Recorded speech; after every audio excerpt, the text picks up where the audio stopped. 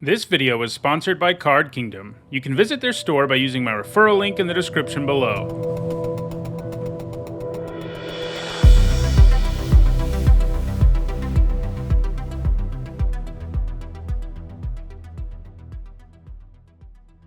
Hi everyone, I'm Nita Hone, and it's Monday, and that means it's time for another MTG Top 10, the series where I rank cards based on their historical performance at Magic's highest level of competition.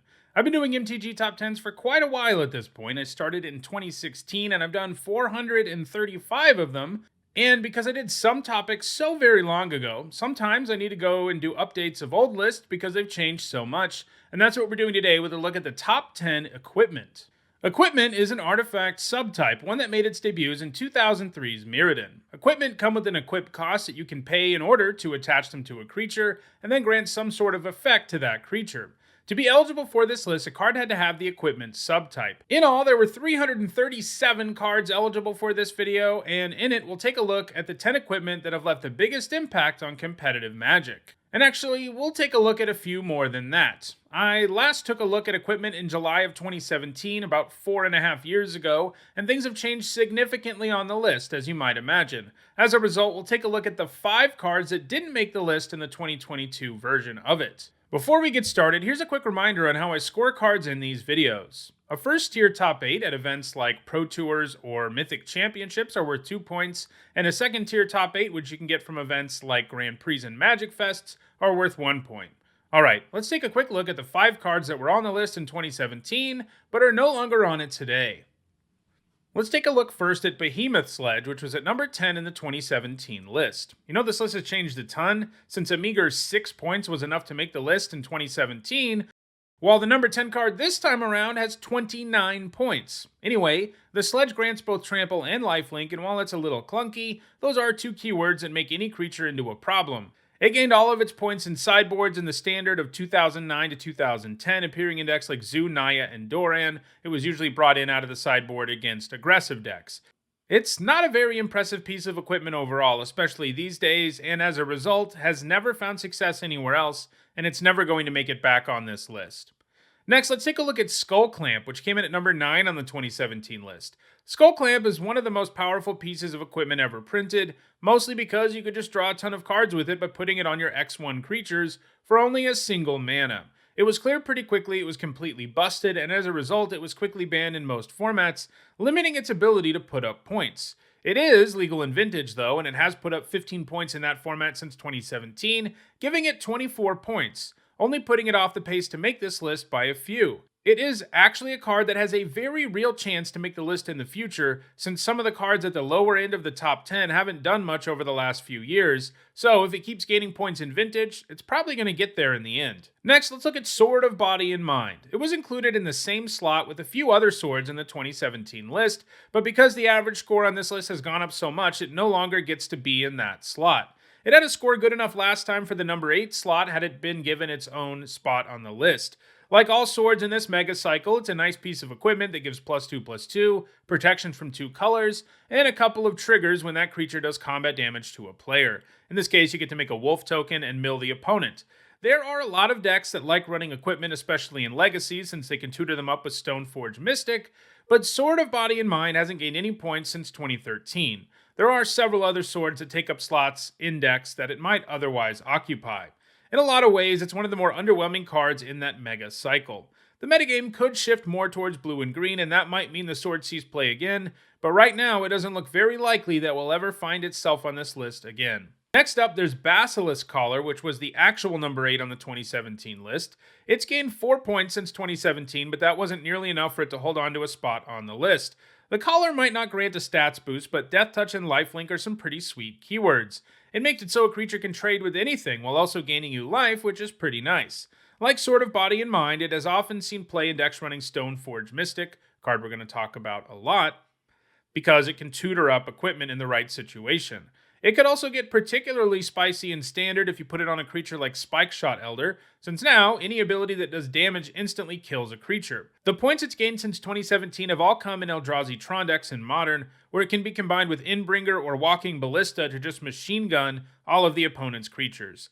Those points it gained just weren't enough to keep up with the list though. It will keep gaining points going forward, but it's doing it slowly enough that I don't think it'll ever make the list again. And the last of the cards that made the 2017 list but fell off this time is Loxodon Warhammer. It's kind of similar to Behemoth Sledge in that it's a bit clunky, but offers a big stats boost, trample, and lifelink, and all of that's enough to make virtually any creature into a threat. It was printed in Mirrodin, which was actually the first set to feature equipment, but it didn't actually gain many points as a result of that printing. Instead, it gained points in Standard as a result of its reprints in 9th and 10th edition, gaining most of its points in Lorwyn Standard. It has really been outclassed by more efficient and powerful equipment over the years, like all the ones we're about to talk about. It hasn't gained any points since 2009, it won't ever be on this list again. Alright, let's move to the list proper now. At number 10, it is Rune Chanters Pike, which has fallen 5 slots from number 5 to number 10. The Pike is a spell payoff, and it can give creatures an absolutely massive stats boost in the right kind of deck, and because First Strike comes along for the ride, it is often pretty much impossible to block creatures that this is attached to. It gained all of its points in Standard, where it was good in aggressive spell-heavy decks like Delver of Secrets decks in Standard. In addition to the Delver being a good place to put the Pike, the deck also ran Invisible Stalker, and a Stalker attacking with Rune Chanter's Pike attached to it makes you feel pretty helpless.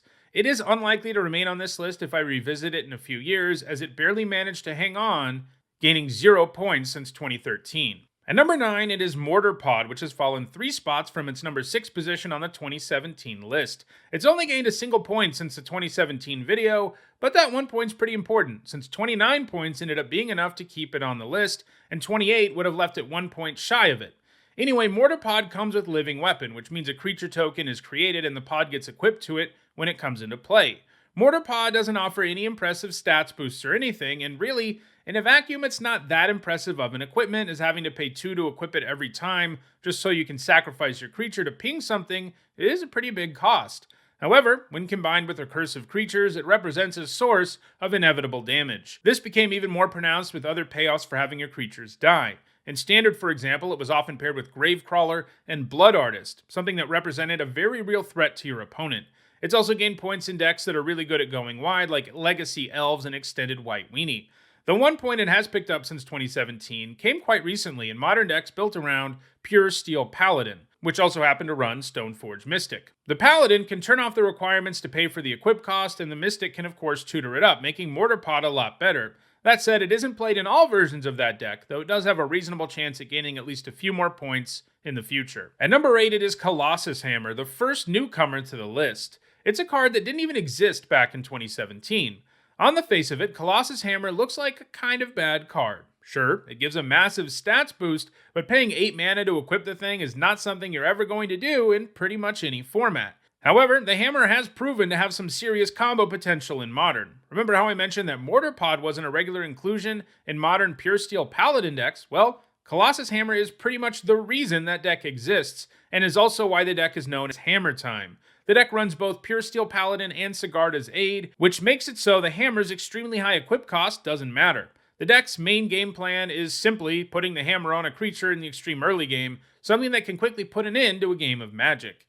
Hammer Time has been one of the top decks in Modern since near the end of 2020, and it looks like that's probably going to continue, which bodes well for Colossus Hammer and its position on this list. At number 7, it is Sword of the Meek. The sword did exist back in 2017, but it didn't have enough points to make the list, with only 5.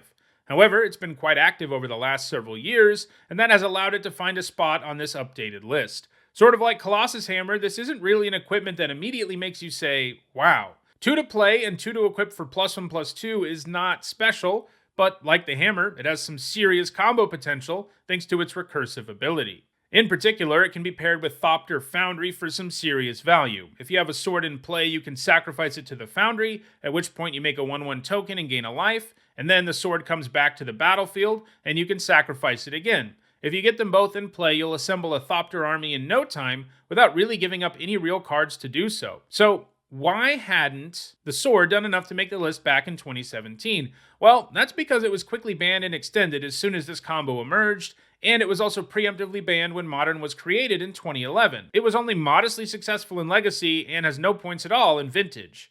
While the sword got unbanned in Modern in 2016, it hadn't really made much noise by the end of 2017. Since 2017, though, several things have happened to benefit Sword of the Meek in Modern. One of these was the printing of Urza Lord High Artificer in Modern Horizons. Urza could tap your artifacts for blue mana, and this meant that if you had the sword, the foundry, and Urza in play, you could now create as many Thopter tokens as you wanted, since you would gain more mana every time you made a new token. So yeah, Urza decks were a big hit in Modern starting in 2019, and that's probably been the biggest factor in helping the sword see a lot more play. It isn't all about Urza decks though. Sword of the Meek has also found a way to assist other combo decks in the format, in particular, landless spy decks, which seek to mill their entire library, and this includes Narcomoebas. In that deck, it is Narcomoeba that gets the Swords of the Meek to come back from the graveyard, and then you can return Salvage Titan to your hand, then sacrifice the Swords of the Meek to cast Salvage Titan, and because you cast a creature early in the turn to mill your whole library, casting the Salvage Titan is usually enough to also bring back all of your Vengevines, at which point you generally win the game. Sword of the Meek is well positioned to continue to find considerable success in Modern, alongside both Thopter Foundry and Salvage Titan. At number 6, I've got 3 of the swords from the same mega cycle as Sword of Body and Mind, in particular, Sword of Fire and Ice, Sword of Feast and Famine, and Sword of War and Peace.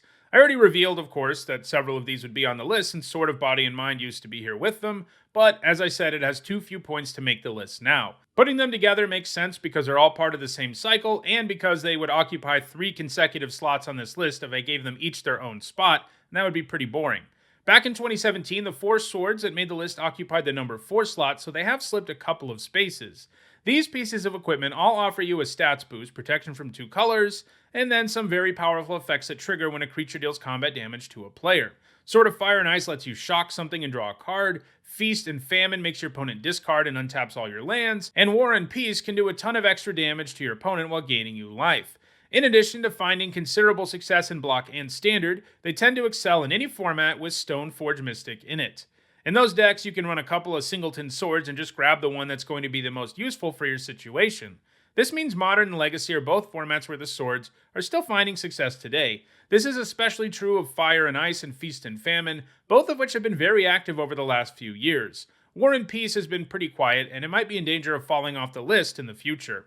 At number 5, it is Shadowspear, which didn't exist in 2017 because it was printed in 2020's Theros Beyond Death, and it has quickly become a heavily played card in multiple formats. The spear is cheap to play and to equip for the impressive boost of +1/+1, Trample, and Lifelink, and it even comes with additional upside in the ability to just turn off Hexproof and Indestructible.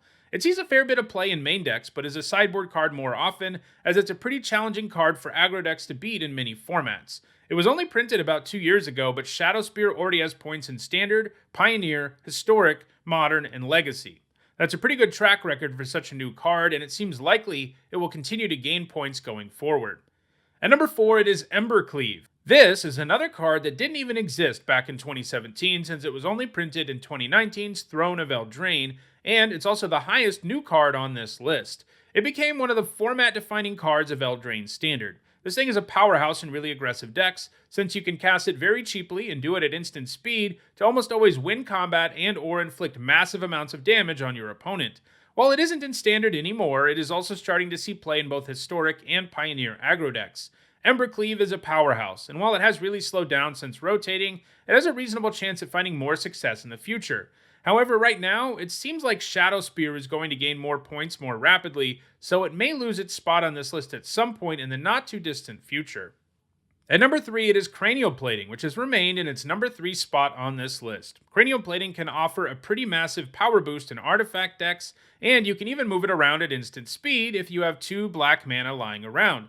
The plating is likely the most famous from its time in Standard, Modern, and Extended Affinity decks. Those decks were all about artifacts and artifact payoffs, and they also happen to run evasive creatures like Vault Scourge and Ornithopter, which could hit really, really hard with a Cranial Plating equipped to them. Unfortunately for Modern Affinity, Mox Opal got banned in 2020, and since then, artifact-heavy decks in Modern haven't been as successful, though plating is also played in the newer Pure Steel Paladin decks that I've mentioned throughout this video. It has only gained 11 points since 2017, and it is pretty likely that it will be surpassed by some of the more active cards behind it in the near future. At number 2, it is Umezawa's Jitte. Like Cranial Plating, it's still in the exact same spot it was in on the 2017 list.